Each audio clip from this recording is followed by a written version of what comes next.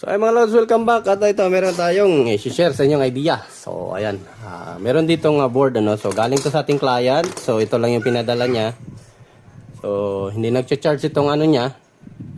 Itong pinaka main board ng kanyang TTS no na 3.7 volt operating ng ating board no. So ayan. So at wala din siyang ano. So ito na lang kasi para makatipid siya sa shipping. Ito lang yung pinadala niya. So, okay din naman kasi nasa ano lang naman yung shipping nito. At around 60 plus or 80, no? So, pina-repair niya na lang. Kaysa bibili siya ng bagong board nasa 300 plus. Ay, pa-repair niya na lang. Magkano lang naman yung ano, magastos niya. Siguro nasa 100 plus. So, ito meron tayong mga SMD parts dito. So, ito yung ano, 2C01 NG ko. So, may stock pa tayo. So, ito yung papalit natin. So, papakita ko sa inyo kung paano tanggalin. Ito na. Mawala. Lagay lang natin dito sa taas ng ano. So, bilis lang yan mga lods. Ano? So, sa mga hindi nakapanood ng unang video ko, tuturo ko sa inyo kung paano tanggalin. So, kung nakikita nyo ito. Ito yung charging IC niya.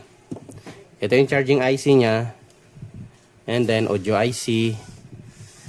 And then meron pa yan ano, ito inductor para sa ano to, sa kanyang amplifier. And then meron ito sa ilaw, itong mga IC na to sa ilaw. And then ito sa kanyang MCU or main core niya no, or main processor. Ayan, yan lang yung laman ng KTS board ano. So ayan. Ito. Turo ko sa inyo kung paano tanggalin. Kung nakita nyo dito, itong spot na to, ito yung sa ating charging IC. So, gagawin nyo dyan, lagyan nyo ng hinang. So, ayan. And then, dito sa likod, ganyan, patong natin. So, hinangin nyo lang. Zoom natin kaunti para mas malaki. Mas makikita nyo talaga. Wait lang, ayusin lang natin camera.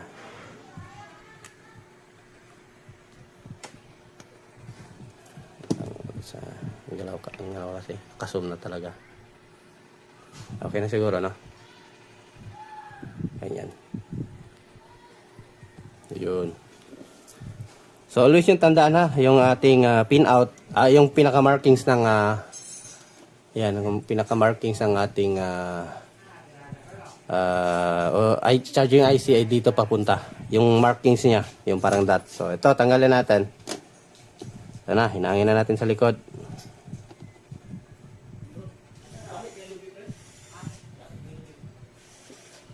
Ayun, umusok pa. Ayan, kung nakikita nyo, ayan, nalusaw siya, diba? So, tulak nyo lang dandahan. Tulak nyo lang. Dandahan lang kasi madadamay. So, kung meron kayong tweezer, mas maganda.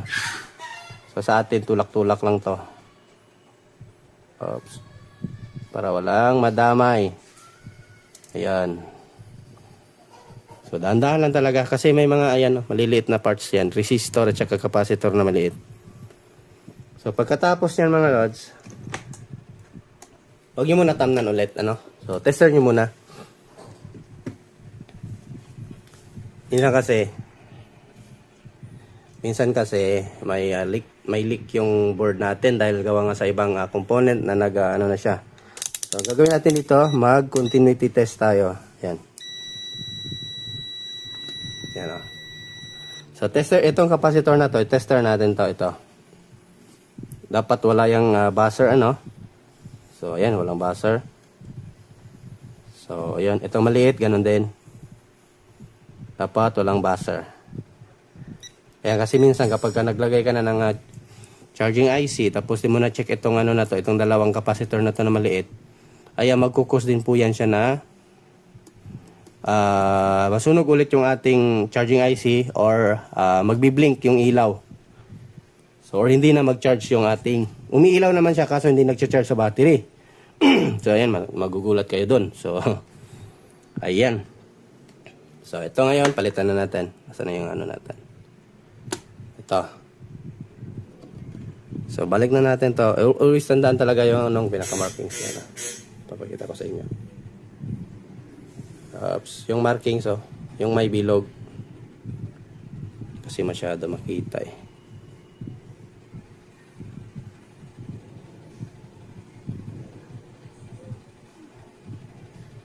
Basta yung pinaka-dot niya, yung parang may dot siya. Makikita nyo dyan, may markings yan. So, ayan. Lagay na natin. May ingay, may nag-doorbell sa ano, may lumabas mga bata.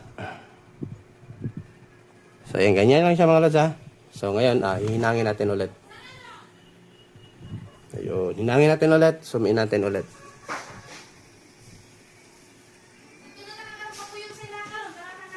So, ayan. Ingay, nagyaw-yaw pa. So, ito, hinangin natin. Kita nyo naman siguro mga lods, ano? So, initin nyo lang ulit.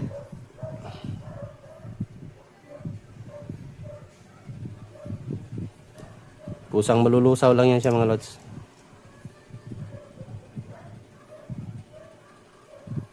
Iurong-urong lang natin yan ngayon.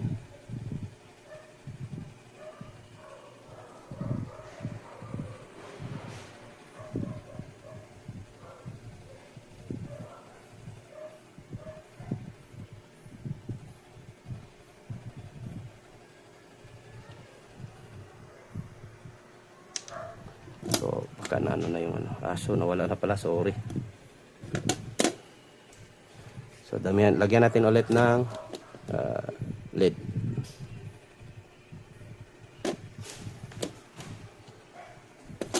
And then, hinang ulit.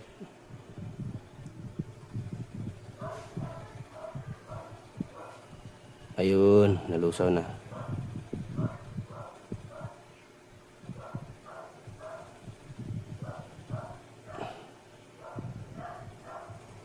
Kasi dumikit na siya.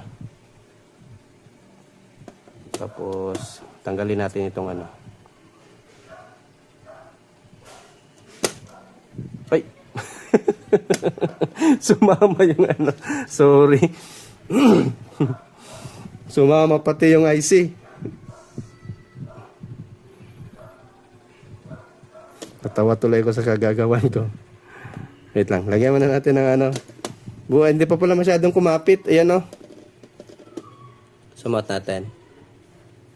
Hindi pa pala masyadong kumapit. Tinanggal ko na eh. Sorry. So, lagyan natin ulit. Pinalamig ko na lang sana muna yan ano. Tapos, balik natin ulit. So, hindi pala na siya masyadong naano ko pa. Ayan oh, konti pa lang yung dumikit sa ano niya. Pinaka back metal. So magkukos siya ng mag-overheat. Balik natin ulit. So ayan. Hinangin natin ulit mga lads. Oops, wait lang. Sentro lang natin. So pupunta lang yan siya dyan. Sa ano niya. So yung panungkit natin, yung maliit lang. Hinangin natin.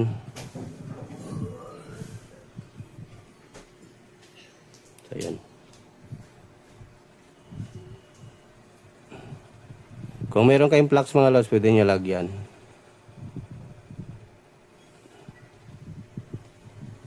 Ayun. Diin lang natin. Para lalapat talaga yung pinakabuong metal niya. Sorry. Natanggal tuloy yung tinaktak. Tinaktak ba naman? Gigil na gigil eh. Oops, urong natin konti. So, ito yung pag ganyan mga lods, dumikit na yan. Ayan. So, mamaya, palamigin muna natin. Baka matanggal na naman yan eh.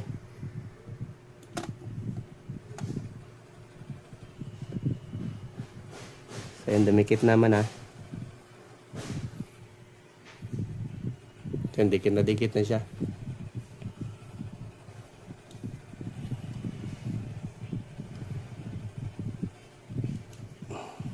Tanggalan na natin. Baliktad kasi sa sobrang gigil, yung board yung naitaktak ko, hindi yung solda. Dapat ito kasi pag ganyan, itong solda ang itaktak. Baliktad yung board na itaktak.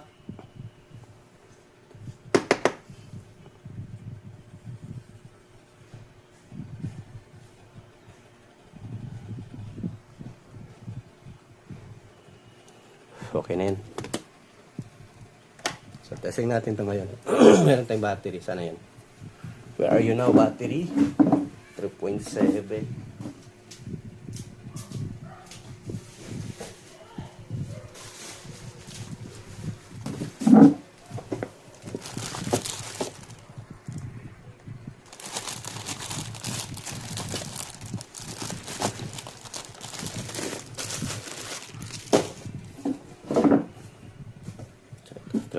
Bagong-bago.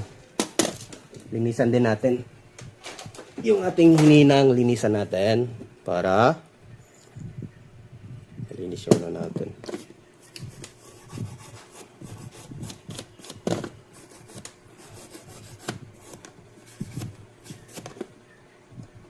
So, diba? Parang hindi lang ginawa, ano? Pero ginawa talaga yan siya. Ito, ganun din. Bago pa yung speaker ni customer. Nagkamali siya ng na-plug niya sa 12 volts yung adapter. Kung naalala yung mga 12 volts adapter ng mga like mga cable or mga GSAT, yun siguro may ganun siguro siya. Sinubukan niya siguro. Kaya ayun, sabog.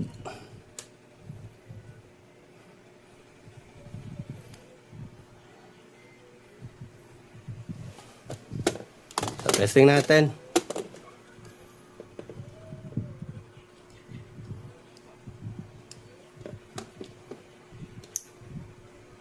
Ayun So, gumana na siya. So, meron tayong speaker dito pang testing. Ito. Ito yung pinakamalakas na boost. Lagyan natin yung speaker. Tapos, charge natin, kuha ko charger. Ito, meron tayong charger na micro. So, testing muna natin. Saka natin, i-testing muna natin mag-charge. Saka natin testing sa mag-audio test, Tingnan natin kung mag-charge. Ayun. Yun, umilaw na siya. At tignan natin kung aakyat yung ating voltage sa kanyang battery.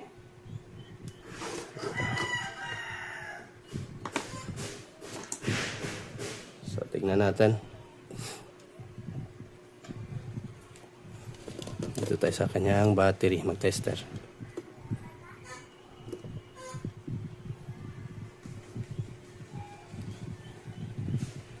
So, meron tayong 4 volts.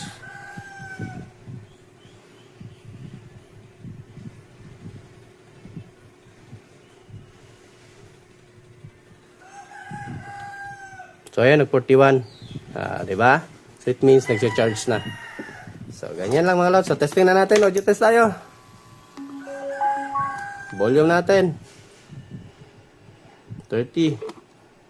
Post USB tayo. So, papadala na natin ito ulit kay customer. So, ayan, wag niyo kalimutan mag-subscribe sa ating munting channel dyan mga lods. Kung ito ay nakapag-share sa inyo ng idea.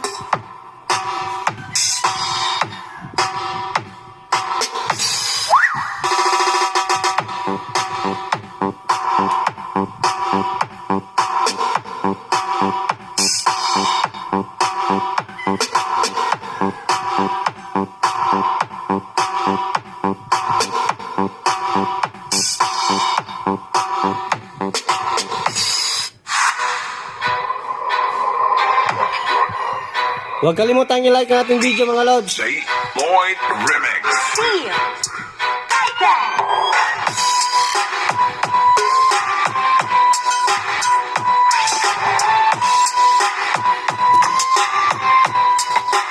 So, and thanks for watching mga lods. Diyos mabalos. Ake lang. Bye-bye.